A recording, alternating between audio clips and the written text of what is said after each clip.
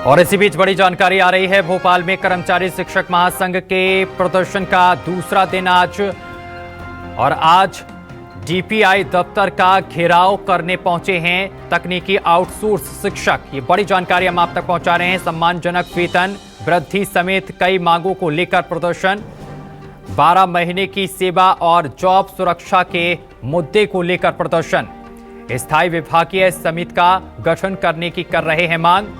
कल अंबेडकर पार्क में दिया था आउटसोर्स शिक्षकों ने धरना।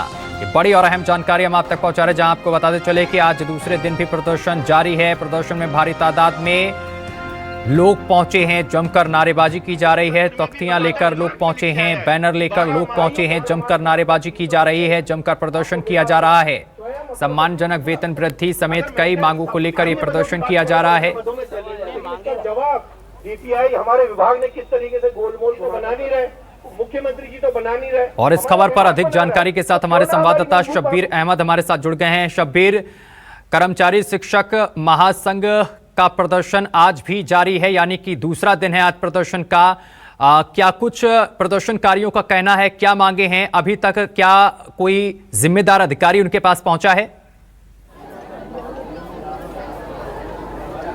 बिल्कुल सत्यम, बात की जाए तो टेक्निकल आउटसोर्स ये तमाम शिक्षक हैं जो पिछले 2 दिन से लगातार विरोध प्रदर्शन राजधानी भोपाल में कर रहे हैं। इनकी मांग अलग अलग तरीके की मांग है, कुल 4 मांगे, जिसके अंदर सैलरी सबसे महत्वपूर्ण है, 12 महीने का रोजगार और इसके साथ साथ मैटरनिटी लीव की भी ये मांग करते हुए यहाँ पर नजर आ रहे हैं। और इसके साथ साथ आप देखेंगे कि इनकी तरफ से कॉल किया गया था कि डीपीआई के बाहर ये विरोध प्रदर्शन करेंगे, लेकिन जब ये डीपीआई के बाहर पहुंचते हैं तो उनको वहां से हटा दिया जाता है। फिर उसके बाद पास में ही एक गार्डन है, वहां पर तमाम जो टेक्निकल शिक्षक हैं वो पहुंचे हुए हैं यहाँ पर और प्रदर्शन करते हुए नजर आ रहे हैं। और इन सब की मांग यही है कि जब तक हमारी मांगे पूरी नहीं होगी, जब तक वो अपने जिले में वापस नहीं लौटेंगे। कोई सुनवाई हुई है कल से लेकर आज तक की बात की जाए तो? जी नमस्कार सर, सुनवाई तो नहीं हुई है, बस हम लोगों को तो आश्वासन दिया गया है।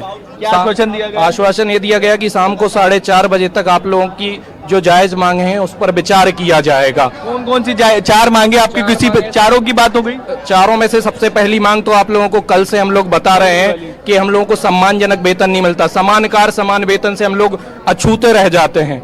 दूसरी चीज की विभाग अपनाता नहीं है, बोलता है कि आप लोग कौन से कर्मचारी हो, आप हमारे कर्मचारी नहीं। उसी तरफ विभाग जब हम लोगों को गोपनीय कार्य माध्यमिक शिक्षा मंडल के 10वीं 12वीं के पेपर बनाने के लिए भेजता है, तब अपना कर्मचारी मानता है और गोपनीय कार्य हम लोगों से कराता है। पर जब बात आती सैलरी देने की, तब बोलता है आप हमारे कर्मचारी नहीं हैं। तो बड़े ही हम लोग परेशान हैं। और आज कल से आज तक कई माताएं बहनें, कई शिक्षक बाहर से यहाँ डले हुए हैं, परेशान हो रहे हैं। आप कहाँ से आए दीदी आप? हम लोग बालाघाट डिस्ट्रिक्ट से आए। कितने साल से आप लोगों की नौकरी की चल रही है? 10 साल हो गए सर हमको। इस तत्काल हटा दिया?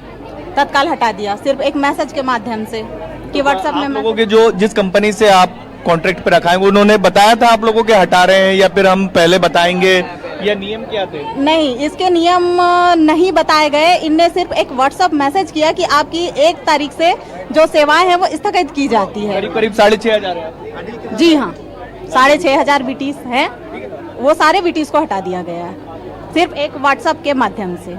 अभी जो बातचीत हुई है अधिकारियों से, क्या कह रहे हैं वो लोग?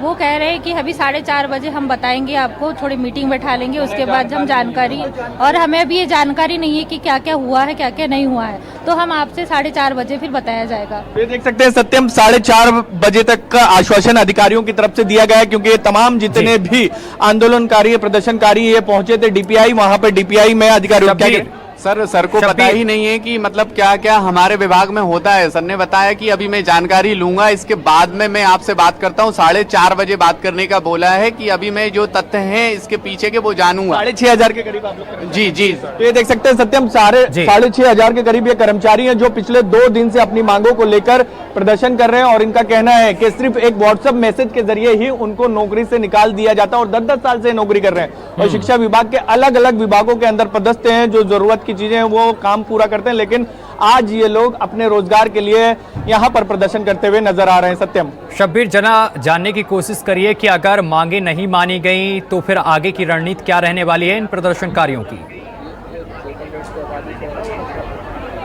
हाँ बिल्कुल सत्यम, यहाँ पर जो कर्मचारी है उन्हीं से जान लेते हैं। आपकी मांगे पूरी नहीं होती है तो फिर आगे की रणनीति क्या होगी, क्योंकि आप तो कह रहे हैं कि हमें 20,000 रुपए 15,000 रुपए तनख्वाह मिलती है, दूसरे राज्यों में आप ही लोगों के स्तर के जो शिक्षक हैं उनको 40,000 रुपए तक के देते हैं। हेलो सर, नमस्कार सर। मेरी सर 2022 से आज तक 7 माह की वेतन नहीं दी गई है ITRC कंपनी ने।